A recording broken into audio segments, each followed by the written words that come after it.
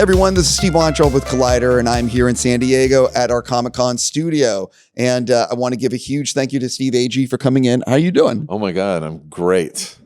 Last interview of the day, best for last. Nicest set, by the way. We were just talking about this. Yeah, I'm doing good. I thank you for the compliment. It was not me. I did not do one thing. I'm going to thank Kevin and everybody else behind the camera. You guys nailed it. Yeah, it's fantastic. Yeah. So I have a ton of questions for you, but Okay. I've been asking everybody who's been coming in.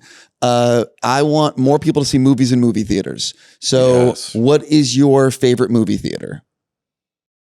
Oh my God.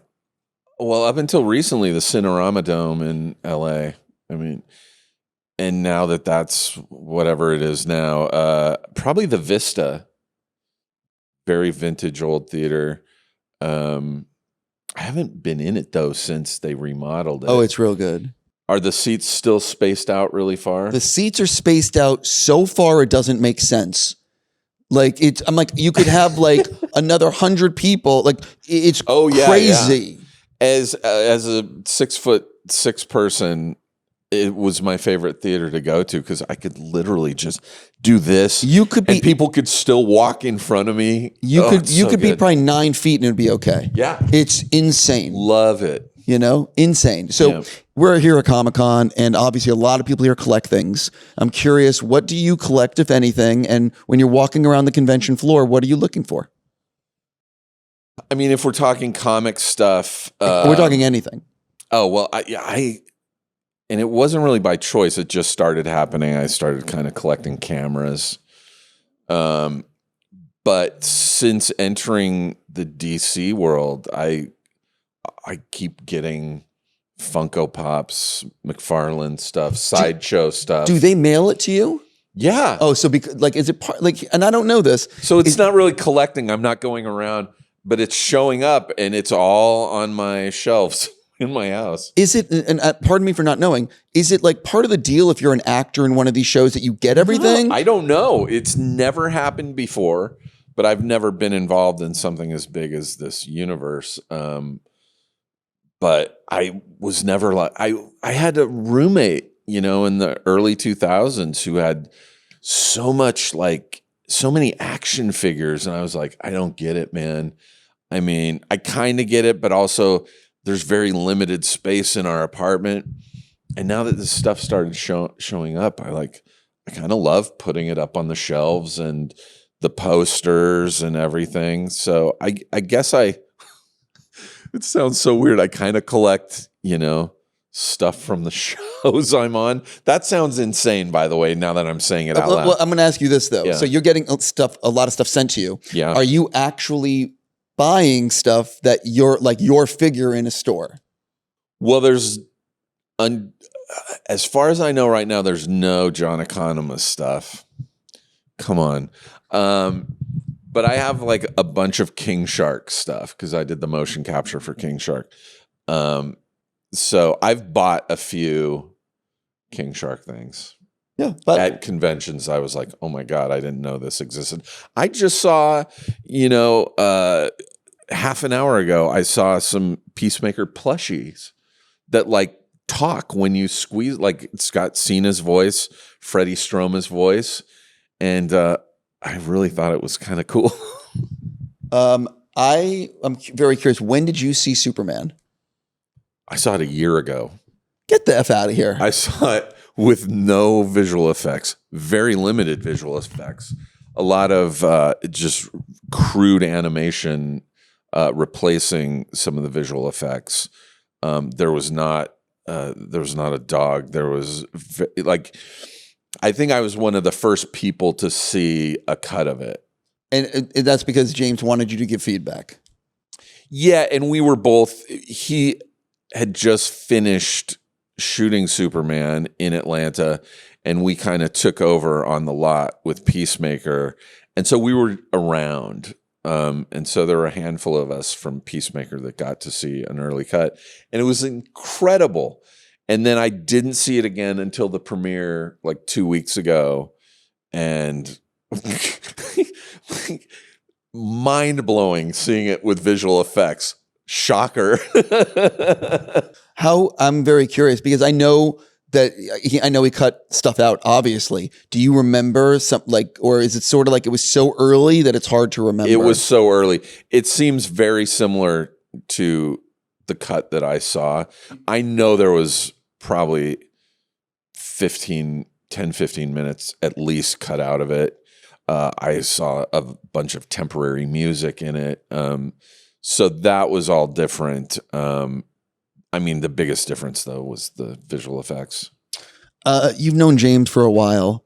2009, yeah. Yeah. How the F does he do what he does with all the, like, he is on such a roll in terms of, like, it is really hard to make a good movie. Yeah. It's really hard to make a good show. Yeah. And, like, he is just, like, knocking it out of the park again and again and again. How the F does he do it? I don't know, man. I'm well past questioning anything, you know. I remember when he got Guardians of the Galaxy, I had never even heard of that entity. I was like, a tree and a raccoon. Like, I didn't get it when I saw the movie. I got it and I was like, this is amazing. Suicide Squad. I knew a long time in advance he wanted me to do the motion capture for King Shark because I'm his tallest friend. And I have a comedy background. And I was still like, that's weird, man. A giant talking shark. But I was like, he did it with a tree and a raccoon. And then he crushed it. And so I'm beyond questioning anything he decides to do. This is you know, to a lot of people probably thought this was a weird choice, like Peacemaker. And then the show was huge. Yeah. So I want to jump into Peacemaker. I love the first season. Have yet to see the second season. Yeah. But I really think that the opening dance number song really put that show on the map in a way that, like, without that, because it's hard to break through the zeitgeist. Yeah. And that broke through the zeitgeist. Yeah. When did you, because when you guys were making it, obviously you have no idea this is going to be anything. Nope. When did you first realize this dance number and song was, like, taking off? After the first, after the first episode, it was all over the internet. There were just memes and people recreating the dance. So I knew really early on, but when I got the scripts, I was reading the first script and there's a cold open, Cena getting out of the hospital, cut to the opening, and it said, cut to opening dance number. And I was like, so confused. I was like, is he going to have like dancers doing, like, I couldn't wrap my brain around it. And then it was on the schedule once we started shooting, and it was like, more than halfway into the shoot, and I was really dreading it. I have no rhythm. I'm not a good dancer. And then we started doing rehearsals with Carissa Barton, Alan Tudyk's wife, brilliant choreographer. And I say Alan Tudyk's wife because she is Alan Tudyk's wife, but also we would get video. She was sending video while she was constructing the dance. She was sending video to James to get approval of, like, does this work? Does this work? And it was Alan doing all the placeholder dancing. In fact, when we were rehearsing and shooting the dance number, Cena was still shooting stuff in the episode. And so Alan was on set with us standing in for John because he knew all the dance moves. But yeah, I was really nervous going into it because I'm a terrible dancer. But then, after hanging out with Robert Patrick for a while, going, oh, this guy's going to definitely be a worse dancer than me. Spoiler, he was a worse dancer than me. So yeah, it was, and we were shooting it, and I was still like, this is crazy. This is really weird. Actually seeing it happen and seeing playback while we were doing it, I was like, okay, this is pretty cool. I don't know how the world is going to see it, but, it wasn't the first dance. Like, James put an opening dance number, albeit it was animated in Super with Rainn Wilson. So it wasn't his first go, and that dance number was cool. So it was really 1 or 2 episodes in that it was the number one most talked about aspect of the show. It's one of the few shows that when I watched every episode, I would watch the opening and not like skip it because it was so good. You're not the only one. Yeah. You know. Now let's jump into season 2. Season 2. You obviously filmed a new dance number, new song. Yeah. You guys are going to premiere the clip, the opening dance number here at Comic-Con. That's what I've heard. Among other clips, they're going to show the opening. I'm very excited. It's so good. Yeah, I was going to say, how would you compare? Maybe it's going to be out online tomorrow. I don't know. But how would you compare the season 2 dance number to the first season? Way bigger. I mean, twice as many people, at least twice as many people, maybe more in the dance number. Because we have a much bigger cast this season. We've got Frank Grillo's with us. Robert Patrick's back. Judo Master's back. We have Tim Meadows, a wonderful actress, Sol Rodriguez. So it's a lot of people. We shot the first dance number in a day. We shot this new one in 2 very full days. It was a lot more rehearsal. I really felt bad for Carissa having to, babysit twice as many people and a lot of really crappy dancers, by the way. It was a tougher dance to learn as well. But it's way more epic. Yeah, I can't wait. And so again, no spoilers, but I don't know what the song is that he picked. Yeah. Were they playing the song on set? Oh, yeah. So what was again, no spoilers, but what was your reaction when you heard the song? Because one of the things about season 1 was it is a banger of a song that nobody knows. And so I'm curious with season 2, is it kind of the same thing? Yeah, it's going to be huge. And it's funny because it was huge for the band in season 1, like the band that did it, like people, they were having like much bigger concerts and more people showing up as well. They should have. It's going to be the same season 2. It's so hard for me not to actually say, but it's so good. And I mean, I had to rehearse it over and over. So I heard not the whole song. It's really weird because, they cut throughout the dance number. So I had to learn certain moves. So I only heard certain parts of the song. Granted, I knew what it was, so I could go home and listen to it all. But the 2 days that we shot, it was over and over and over. And you would go home and you couldn't get it out of your head. It's super catchy. The band is incredible. They were on set at times. They're so awesome. I'm so glad that this is coming out tomorrow because, so you can actually talk about it. Yeah, that they're going to show a clip so we can actually talk at least about the band and the music. Jumping into the actual show, how would you compare season 2 to season 1? Much like the dance number, epic, huge, bigger storylines, obviously more characters. Our characters from season 1 are a lot more fleshed out.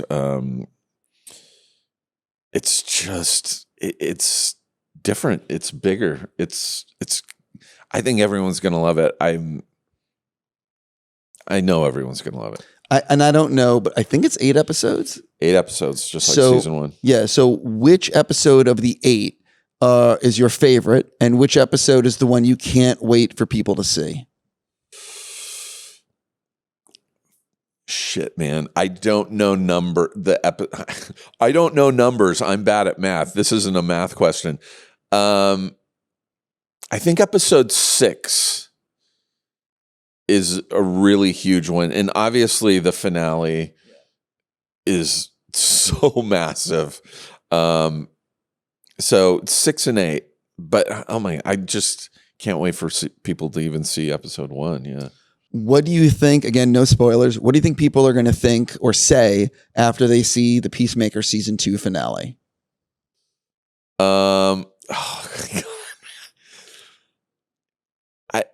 I think there's going to be a lot of like people excited for where this goes on from there. I personally don't know how it's going to move on in, what direction.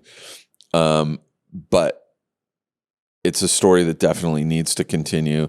So I'm very excited. People, God, I don't know, man. It's a huge episode. Is it one of those just like Stranger Things are doing like longer episodes? Do you think episode 8 is like a longer one? Or I don't think it's much longer. I think they're all pretty much in the same time range. Yeah.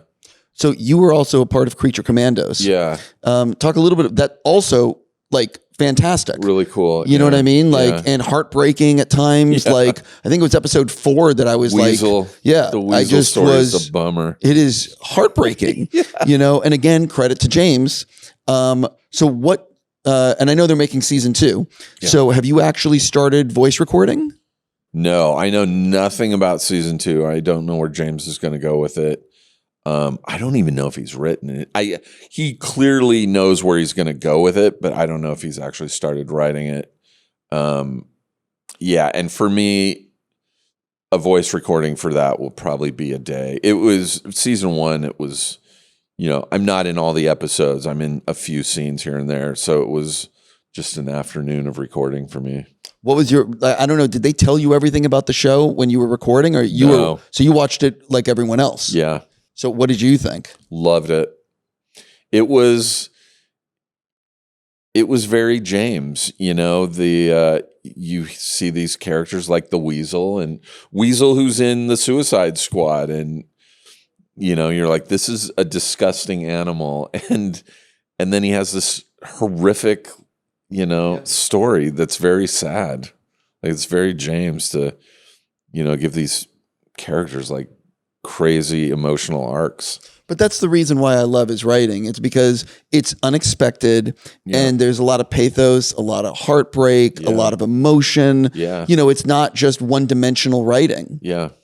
No, it's he's operating on a whole new level, and he does it like very seamlessly, and he cranked out season 1 of our show in like 8 weeks. He wrote it in 8 weeks, and I feel like season 2 wasn't much longer. Like, when he has an idea for something, he can see it all, conceive it, and knows exactly where he wants to go with it. And he's a machine when it comes to writing. You did tell me that making Superman and Peacemaker like back to back and doing everything, he said he'll never do it again.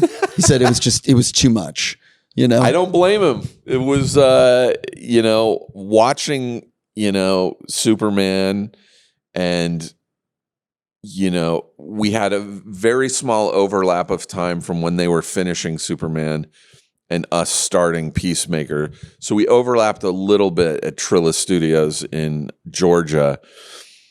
And we jumped in and went for 6 months of shooting. And he had just done Superman, 5 months of shooting? And that doesn't even count the writing and the pre-production. So it was so much.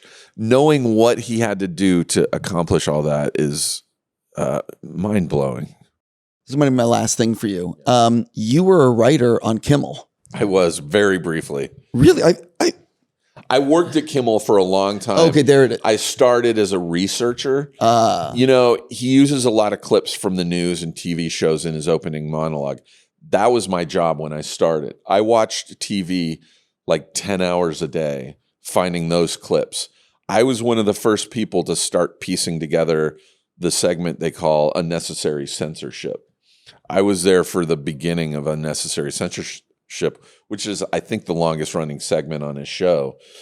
And watching a lot of horrible TV is really a tough job, but I stuck around because I wanted to be a writer, and he eventually made me one. And it was maybe 6 months until Sarah Silverman's show, we did a pilot and it got picked up, and I left to start acting. Yeah, I'm going to stop there, and I'm just going to say, because I could keep going into the tunnel. Yeah. I'm just going to say, I really enjoy your work. Thanks you for making me laugh. Oh, thank you. And I really sincerely can't wait to see Peacemaker season 2. I can't wait for you to see it either.